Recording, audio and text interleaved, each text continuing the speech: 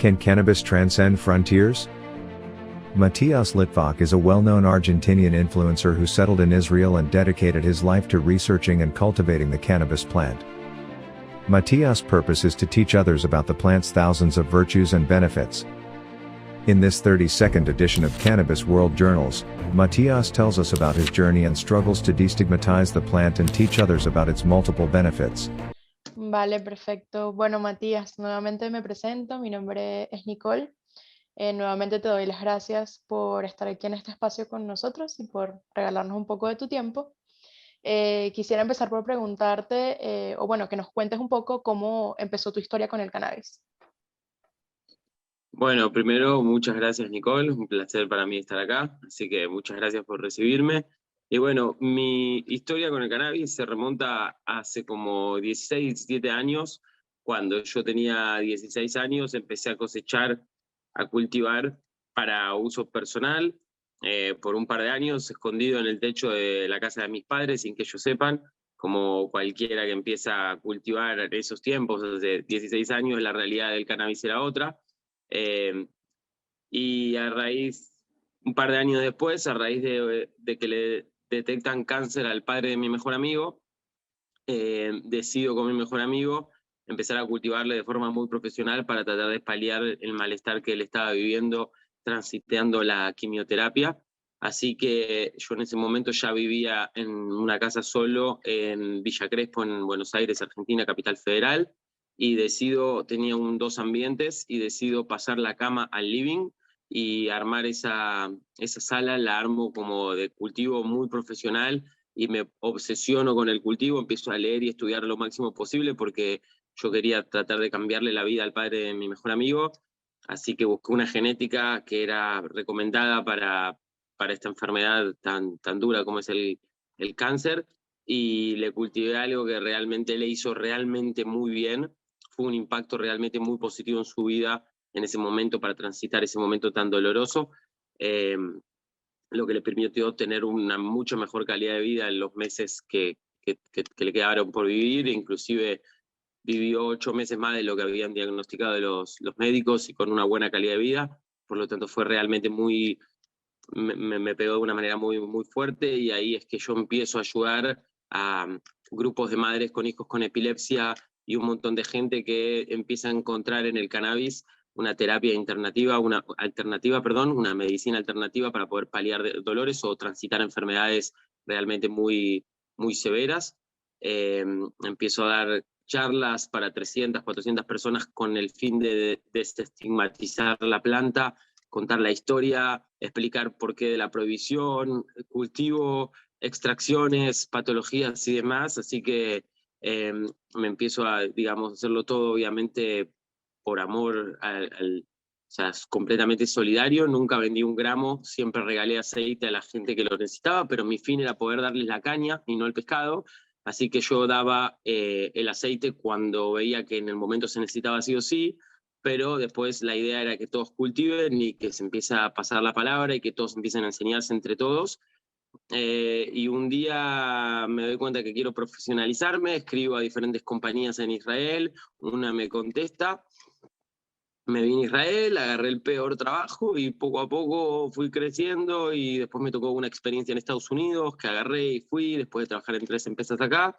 Y cuando volví a Estados Unidos me llegaron muchas oportunidades y elegí la de trabajar en la universidad, en investigación y desarrollo, que era lo que más me interesaba. Así que básicamente, resumido, eso es un poco mi historia de cómo llegué a donde estoy. No estudié nada formal, lo mío fue siempre autodidacta y completamente experiencia empírica, así que, y perseguir mis sueños. No sé si responde la pregunta o si... No quería extenderme demasiado, pero también quería dar una idea más general del camino, ¿no? No, claro que sí, le respondiste y wow, es una labor increíble y una historia muy triste pero bonita lo que te llevó a iniciarte en este mundo. De verdad que es difícil lo que pasa a esta gente y qué bueno que hayan tenido cerca a alguien como tú que los haya apoyado. Me comentaste ahorita hace unos momentos que no tuviste como una educación formal, o sea, fue más como como autodidacta, pero cuéntanos un poquito más cómo fue ese proceso para llegar a convertirte en un experto en la materia. Bueno, yo siempre fui muy autodidacta en todo lo que hice en mi vida. De chiquito me diagnosticaron con déficit de atención y hiperactividad. Nunca pude prestarle atención a nada que no me interese, pero lo que me interesaba me obsesionaba. Eh, Cuando empecé a meterme en el mundo del cannabis ya profesional para ayudar al padre de mi amigo, me leí todos los libros, me empecé a interiorizar y además como que me fui educando a mí mismo en cómo hacer una investigación o trazabilidad, que es lo que yo hago hoy de forma profesional. Entonces, lo que hice fue agarrar en un cultivo de 1 metro, dividí un pizarrón en 9 partes, que cada una era otra maceta, y empecé a tomar trazabilidad, que es cuando uno observa y anota sobre diferentes técnicas o diferentes condiciones que le aplicaba a cada una de esas macetas con la misma genética, cuál me daba más rendimiento. Y pasé a tener en un rendimiento de 0,80, en un indoor de 0,80 por 0,80 por 1,60 m de alto, pasé de hacer 160 gramos a 380 gramos en 2 cultivos con la misma genética, porque fui entendiendo. Entonces yo ahí entendí, como siempre, que en la observación está el poder de poder realmente tener un aprendizaje, que prueba y error, ir aprendiendo, y además sumado con conceptos teóricos que fui leyendo que siempre me interesó y me gustó. De hecho, en Argentina fui de oyente a muchas clases de biología, de química y demás que me interesaban, pero nunca quise que un título valide mis capacidades y nunca quise tampoco rendir examen en un sistema de competencia que para mí no está. O sea, me parece que la educación formal es realmente muy importante, me parece que está desactualizada y a mí no me gustaba ser parte de ese sistema, lo cual no quiere decir que digo que está mal, sino que le encontré la vuelta para poder lograr llegar por otro camino, digamos, digamos, de alguna manera hackear el sistema, pero con mucho aprendizaje. No es que no estudié, pasé horas y horas y horas leyendo, horas y horas experimentando, y siempre con mucho foco en lo que quería aprender. También aprendí muchísimo de colegas. Yo creo que es muy importante. Comparto todo mi conocimiento en mis redes sociales, porque yo creo que mucho de lo que sé, o la gran mayoría de lo que sé, lo aprendí de otras personas, inclusive gente que está en su primera experiencia, me puede enseñar un montón de cosas. Lo importante es siempre entender que todos te pueden enseñar algo, que no sabemos nada, que podemos saber mucho más, y que el conocimiento está para compartir. Entonces, partiendo de esa base, creo que se puede entre todos ir mejorándonos y llegar cada vez más lejos. Recién este camino empezó, yo creo que todavía se puede siempre aprender un montón y estoy todo el tiempo tratando de aprender lo máximo posible. Tengo la suerte hoy en día de estar con gente que se dedica al cannabis y que en diferentes áreas del cannabis me están enseñando un montón, sea expertos en extracciones, expertos en luces, expertos en genética. Por lo tanto, la verdad que tengo una fuente inagotable de conocimientos acá en Israel, que es la cuna o la meca de la investigación científica, por lo tanto también se aplica al cannabis, así que estoy muy contento por eso y me siento muy afortunado. Maravilloso, maravilloso, me encanta. Cuéntanos, de hecho, ahora que lo mencionas, un poquito sobre Israel. ¿Cómo llega Matías a Israel? ¿Cuáles fueron las oportunidades que surgieron, que te llevaron allá y que luego surgieron estando allá? Bueno, fue un poquito lo que conté, que cuando yo estaba en Argentina, decidí escribirle a las 8 empresas que estaban en ese momento vigentes en Israel, que yo contándoles mi historia y demás, y diciéndole que quería trabajar. Hubo uno que hoy en día es uno de mis íntimos amigos, que era el CEO de una de las compañías, y me dijo que él no me podía dar un trabajo muy bueno, pero que si quería ir, me podía dar un trabajo. Y bueno, hice todos los papeles, me mudé. Cuando llegué no podía conseguir la licencia para cannabis, así que estuve trabajando durante 6 meses de mozo, 7 días a la semana, porque era todo muy caro. Y después, cuando me salió la oportunidad, me mudé al sur de Israel, al lado de Gaza, en un lugar donde estaba solo, que me tiraban cohetes todos los días, realmente muy, muy difícil de vivir, pero que todas las mañanas me levantaba a las 6 de la mañana, 6 días por semana, para ir a trabajar a la primer granja donde me aceptaron, que encima las condiciones de trabajo eran malísimas, me trataban realmente muy mal, los gerentes estaban muy asustados del conocimiento que yo traía, y en vez de abrazarlo y tomarlo, se sentían amenazados, entonces me trataban muy mal o me ponían a hacer cosas que no estaban buenas, pero yo callado de la boca, trabajaba sin parar y lo que hacía era analizar y analizar y analizar la compañía, lo mismo que hago siempre. Para mí la observación es en todo, entonces yo empecé a poner la observación a todos los procesos que ellos tenían, a sus errores, al management inclusive, y cuando me cansé de estar ahí, porque yo tenía una compañera que estaba en investigación y desarrollo, la echaron, me ofrecieron su trabajo, lo tomé realmente una falta de respeto, no me gustó, y fui y le dije al CEO, mirá, me voy, y me dijo, bueno, hacemos un análisis de la compañía, y le dije, ya lo hice. Cuando le presenté el análisis, quedó tan impresionado, me dijo, mirá, yo me estoy por ir y estoy por abrir mi empresa de consultoría, quiero que vengas a trabajar conmigo. Mi respuesta fue, me encantaría, pero no ahora, porque me gustaría tener más experiencia en cuanto a lo que es on the field, en el campo. Así que me fui a trabajar a otra empresa que recién empezaba, porque justo en ese año cambió la reglamentación. En Israel se permitía hasta 8 empresas durante 10, 12 años, más o menos 12 años, y después cambió la reglamentación y se empezó a permitir que abran un montón de empresas, entonces hubo un boom y abrieron como 40 nuevos emprendimientos. Uno de esos, cuando yo entré, recién estaban empezando, y había un grower, ellos eran la primera empresa que yo vi que entendía que el agricultor, el agrónomo no era suficiente, necesitaban un agrónomo y un grower, un canabicultor. En ese lugar había un canabicultor que pegué muy buena onda, pero él renunció a las 2 semanas que yo llegué y le dijo al dueño de la empresa que yo era el único que lo podía reemplazar, así que a las 2 semanas me habían puesto en esa posición, crecí muchísimo de golpe y me pusieron de manager de madres y clones para elegir los genotipos que se iban a usar en ese cultivo.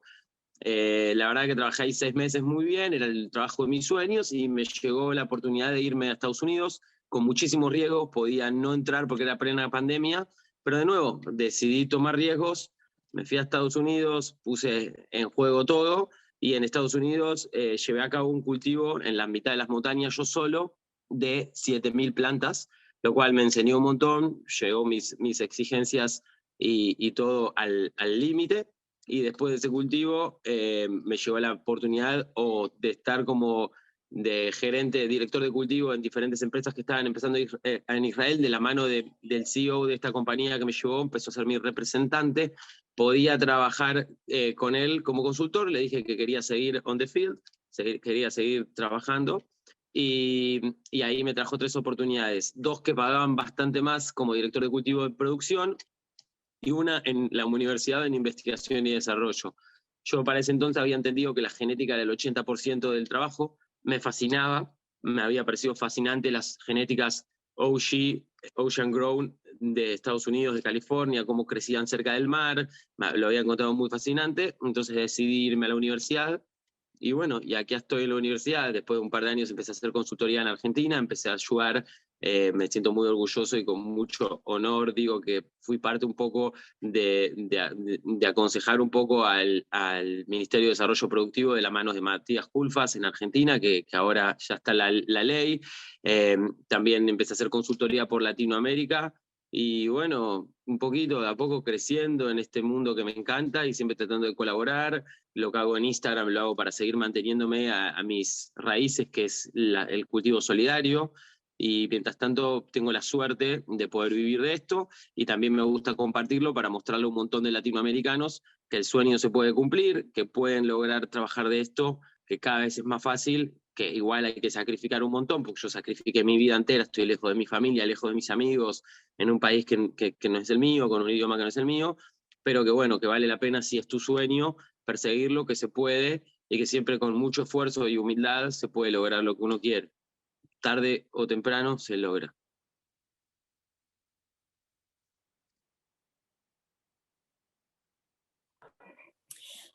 Mira, Betty, esa ha sido una experiencia inigualable. De verdad que a medida que lo ibas narrando, nos lo íbamos imaginando. Y ha sido estupendo, de verdad, todo tu trayecto en la industria del cannabis. Pero tomando en cuenta lo que nos has dicho, ¿cómo consideras actualmente que ha sido la experiencia de trabajar con la planta medicinal?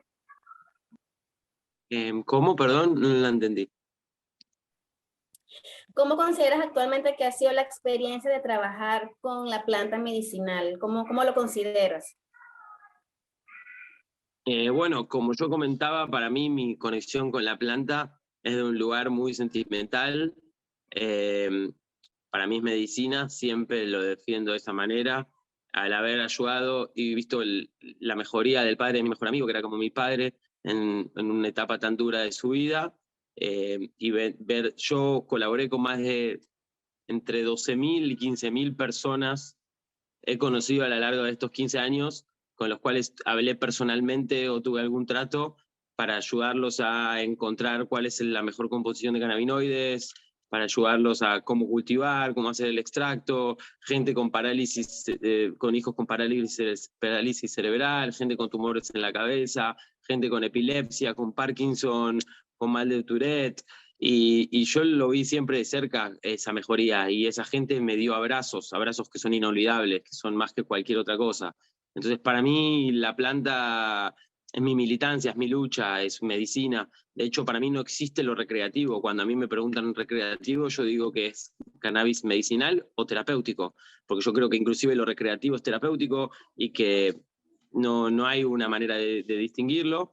Así que para mí es muy personal, o sea, para mí el cannabis es medicina y lucho hace 15 años para desestigmatizar todos estos prejuicios que rodean a la planta, para mostrar la prohibición, para contar la historia, y a partir de eso empecé a aprender cultivo, extracción e inclusive patologías cannabinoides, y hoy en día trabajo con un amigo que es experto en extracciones y en cannabinoides, y estoy haciendo un manual de consumo responsable que se lo estoy por mandar a Rafael Mechulán para que me dé sus devoluciones, para empoderar a la gente y que no compre cualquier basura y que sepa qué consumir, cómo consumir, y que entienda descarboxilación y demás. Así que para mí esto no es por un tema económico, o sea, yo trabajo en esta industria porque me permite poder hacer lo que me gusta, pero para mí esto es un tema personal, es mi militancia, como decía, es algo social, y bueno, por eso creo que el conocimiento es poder y es la mejor manera que yo puedo colaborar con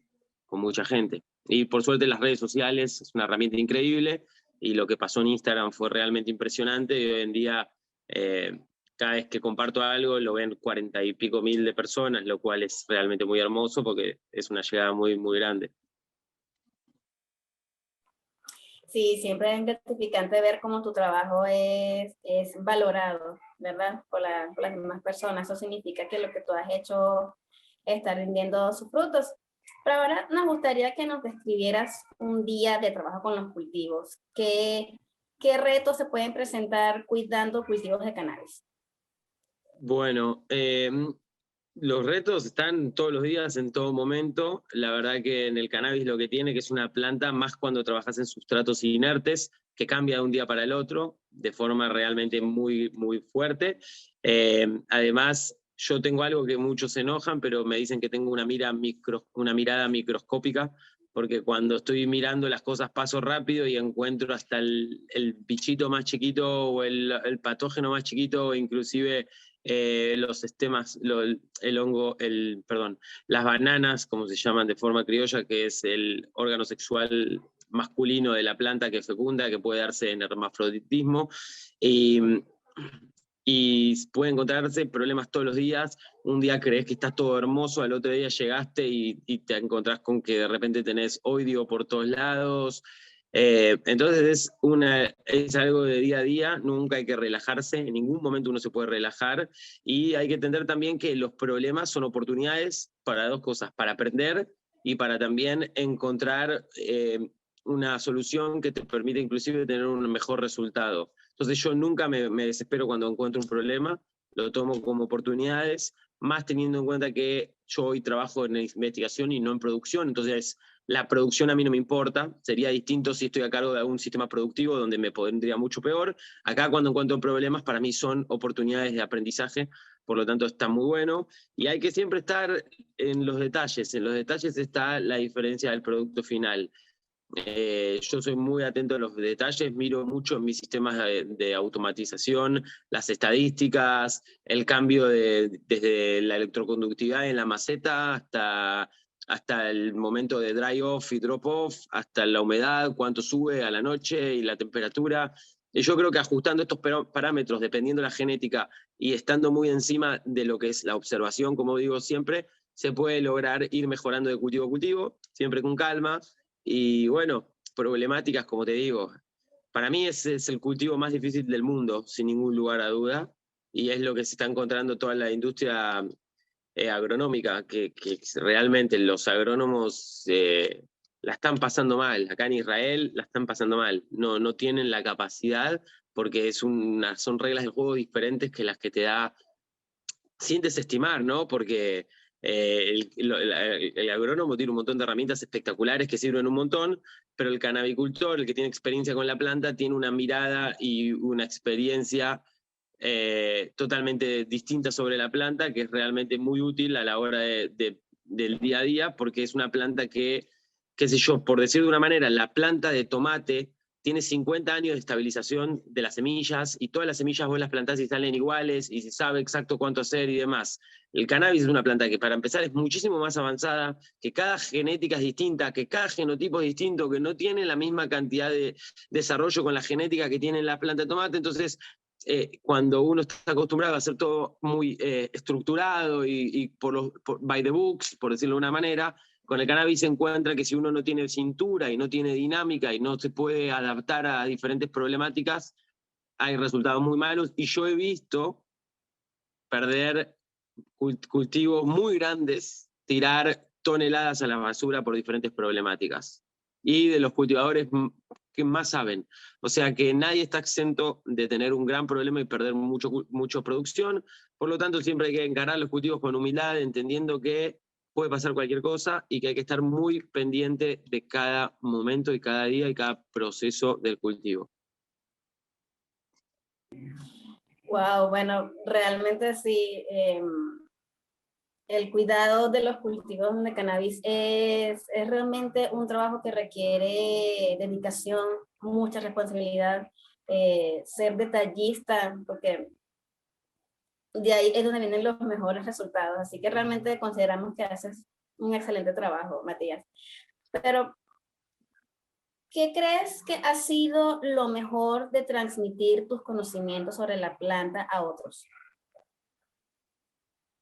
Y como comentaba antes, o sea, cada abrazo, cada persona que vi cómo cambió su calidad de vida, gente que me abrazó llorando para decirme que no lo podía creer, cómo estaba, que su hijo se empezó a comunicar con ella, o gente que transitó el cáncer y con la quimio y de repente no tiene más cáncer. O sea, no hay mejor que ver, primero que nada, la gratificación, el cariño de la gente, ni hablar, pero ver que la gente tiene mejor calidad de vida es realmente impagable. No sé cómo sentir que sos parte de alguna manera, una parte muy pequeña o un responsable indirecto de alguna manera por empujar a esa persona a animarse a probar una medicina que le cambie la vida 180 grados, es realmente lo más lindo que te puede dar esto solidario.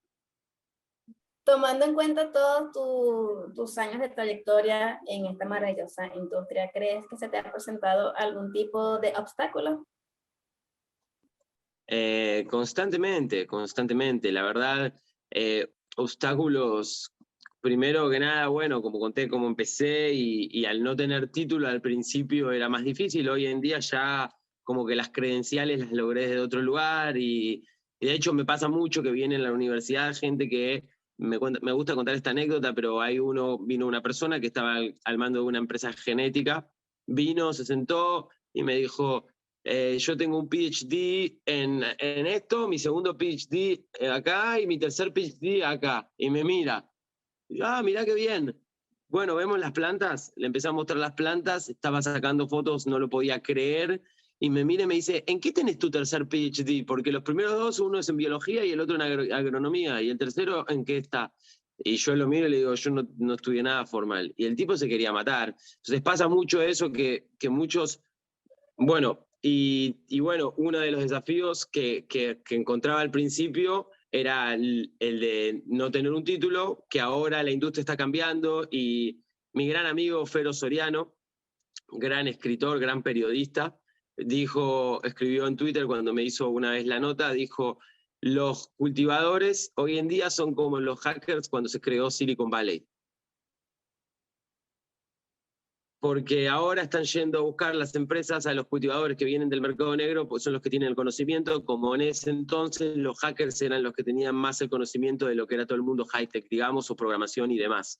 Entonces está pasando eso, y las empresas con cabeza se dan cuenta y hacen equipos de trabajo buenos entre agrónomos, o sea, equipos interdisciplinarios, y bueno, también la dificultad de un cultivo tan difícil, donde no tenés garantías de nada, donde tenés que cumplir, una industria que está completa, es incipiente, entonces está completamente cambiando, con reglas del juego todo el tiempo cambiando sin parar, con competencia y oferta y demanda distinta, con un montón de investigación nueva que nos arrojan información que no sabíamos y cambia todo. Entonces, la verdad que es difícil, pero al mismo tiempo es un desafío muy lindo y es una curva de aprendizaje constante. Por lo tanto, para mí es hermoso poder estar acá.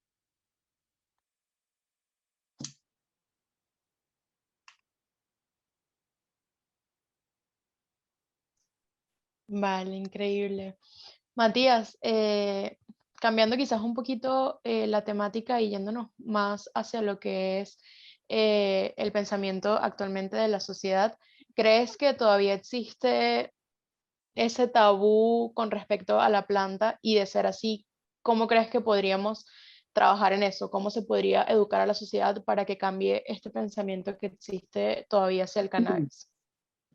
Por supuesto que hay un tabú, y hay un tabú muy grande, mucho más grande de lo que creemos, porque se hizo pasos muy importantes en el último tiempo y por eso se cree que el tabú de algunas que socialmente está más aceptado, pero no lo es. De hecho, se sigue hablando como THC, droga, CBD medicinal, cuando el THC es un componente de cannabis que es igual o más medicinal que el CBD, sirviendo para un montón de otras patologías muy severas que el CBD no ayuda de la misma manera. De hecho, el componente que tiene la misma estructura molecular que la andamida, que es un endocannabinoide que produce nuestra cabeza, que es lo que descubrió Rafael Mechoulam, es el THC, no el CBD. El CBD no tiene la misma estructura molecular, por lo tanto, cuando el full espectro tiene, digamos, cuando es CBD full espectro y tiene un poquito de THC, el THC hace de llave para abrir los receptores y penetra y absorbe mucho mejor el CBD que cuando es isolado, que el isolado es lo que se trata de hacer para poder tenerlo en la industria farmacéutica, y es solamente el CBD, cuando en realidad está demostrado con estudios y demás que la full espectro es mejor y que el THC juega un papel importantísimo. Sigue habiendo un montón de estigmas sobre el THC, sigue habiendo un montón de estigmas sobre el cannabis, y yo creo que, bueno, yo desde mi lugar lo hago mostrándole a la gente, de alguna manera, que es un poco triste que tenga que estar en la universidad y con un guardapolvo para que tenga prestigio, que para mi palabra valga. Me parece que es tristísimo, que es algo social que no me gusta, no comparto, pero veo que sirve, entonces lo uso a favor de la planta, y con el ejemplo de mostrar que el cannabis no determina a dónde vas, quién sos, sino tu educación, tu sacrificio, tus ganas de cumplir tus metas. Yo creo que la mejor forma siempre es con el ejemplo. Con un chico yo doy cursos y clases inspiracionales y también de cannabis en emprendedurismo, perdón. Y en Colombia tengo varios cursos que siempre, bueno, primero que se habla mucho del narcotráfico, esto y demás, qué importante que es, y lo otro. Y había un chico que me preguntó en una clase, ¿cómo hago para que mis padres no piensan que soy un drogadicto? Y yo le dije, con el ejemplo, si vos primero mayor de 18, importantísimo, para poder tomar tus propias decisiones. Si no, te la tenés que bancar y tenés que hacer lo que hacen tus padres, vivís en su casa y demás. Primero que todo, importantísimo, el consumo responsable, mayor de 18, consumo responsable, no excesos, porque el exceso de cualquier cosa hace mal. Y segundo es, con el ejemplo, le dije, si vos consumís cannabis, pero después le mostrás a tus padres que eso no cambia en absoluto tus proyectos de vida, por tu ambición por lograr lo que quieras lograr, que si vos querés ser, no sé, músico, doctor, lo que sea, igual vos te forzás y al mismo tiempo consumís cannabis como si fuera que consumís con tus amigos una cerveza al fin de semana, entonces vos estás demostrando de alguna manera que el cannabis no te va a hacer... A mí muchas veces que estuve en radios o en canales de televisión me preguntaron ¿Qué le dirías a las madres que te ven en una universidad y que no terminaste abajo de un puente? Y eso, el cliché de que consumís cannabis o que consumís drogas y terminás abajo de un puente, o sea, discúlpenme, pero la gente más exitosa que yo conozco consume drogas y todo tipo de drogas. Inclusive drogas pesadas con las que yo no me gustan, no probé, no comparto, pero... O sea, entonces es un cliché, es una lucha contra las drogas que empezó hace mucho tiempo porque genera siempre un rédito económico, porque el cannabis es ilegal por un tema racial. O sea, si vamos a la historia y investigamos un poco, que es algo que a mí me gustó mucho hacer, en Estados Unidos empiezan a perseguir a las personas de color y a los mexicanos, que eran los que consumían cannabis, y entonces lo más fácil para perseguirlo fue que el cannabis... por medio del cannabis, y ahí se empieza a hacer ilegal el cannabis, o es uno de los primeros puntapiés. Después hay un montón de intereses económicos, socioeconómicos, políticos que van haciendo que se vaya empujando, dentro de ellos el algodón con el cáñamo. Bueno, no quiero entrar ahí, pero bueno, se hizo propaganda y tenemos que tener en cuenta que hay muchas, las generaciones en general de nuestros padres, yo tengo 33 años, pero la generación de mis padres vienen de consumir una publicidad y una sola campana. Hoy en día todos tenemos voz, hay mucha más acceso a la información, las generaciones están mucho más revolucionadas, mucho más abiertas, mucho más despiertas. Entonces yo creo que con el tiempo, con el cambio generacional, ya va a cambiar. Pero es muy difícil explicarle a alguien que no quiere probar, que no quiere, porque ¿qué es lo que pasa? Cuando alguien de otra generación está desesperada y accede al cannabis, ya está, se transforma en evangélico del cannabis. Empieza a decirle a todos que tienen que probar cannabis porque vive en su propio cuerpo un cambio de vida. Realmente lo he visto en un montón de abuelas, lo vi en alguien que trabajaba hablé con alguien que trabajaba en Colombia contra las drogas. Y siempre era como súper, no, las drogas, esto, las drogas. Y cuando dice, yo me podés imaginar que ahora estoy jubilado, pero que ahora consumo cannabis, no lo puedo creer. Perseguía el cannabis toda mi vida. Y ahora quiero que todos lo consuman.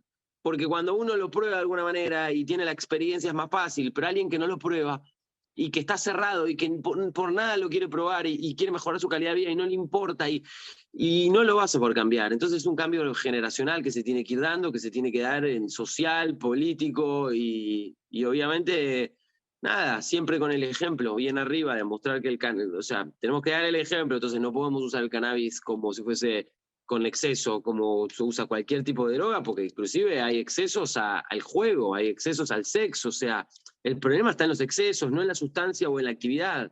Entonces, con educación. Actualmente, ¿qué opinas sobre la nueva ley del cannabis en Argentina?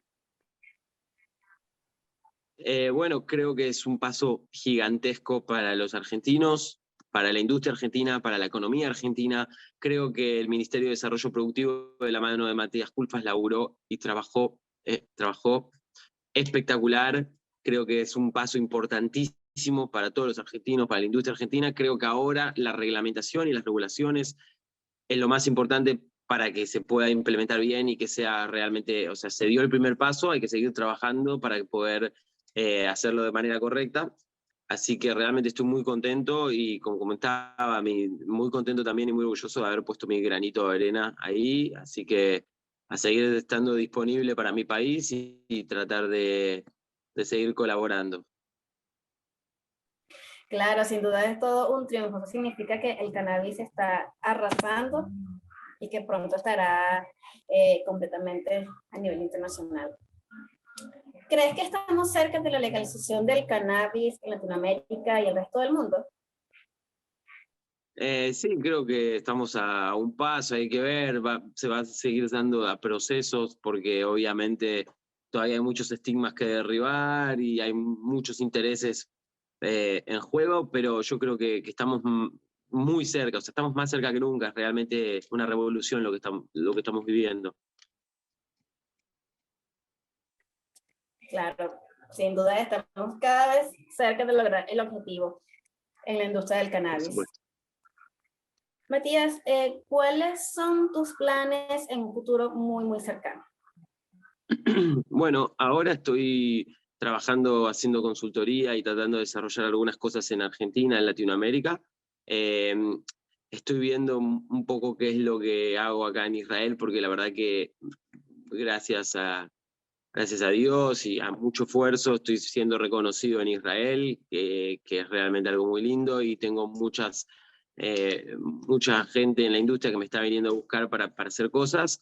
Así que nada, estoy en un momento también personal muy importante, que me estoy por casar, así que estoy tratando de mantener como tomando las decisiones con cabeza, de a poquito, y siempre con la intención de seguir creciendo profesionalmente, que es lo que más me interesa, y que después la consecuencia sea que me vaya bien, obviamente, de forma económica y demás, pero para mí estar en esta industria y poder, obviamente, seguir, quiero también dar un paso más grande en lo que estoy haciendo en Instagram, empezar a dar contenido de mejor calidad, más conocimiento, más información, que para mí es realmente muy importante. Así que paso a paso, pero sin prisa, pero sin pausa.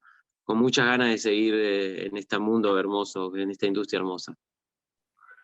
Claro, paso lento pero seguro, sin duda. Ya para cerrar esta entrevista, Matías, algunas últimas palabras para nuestros lectores, para las personas que se están iniciando en esta industria.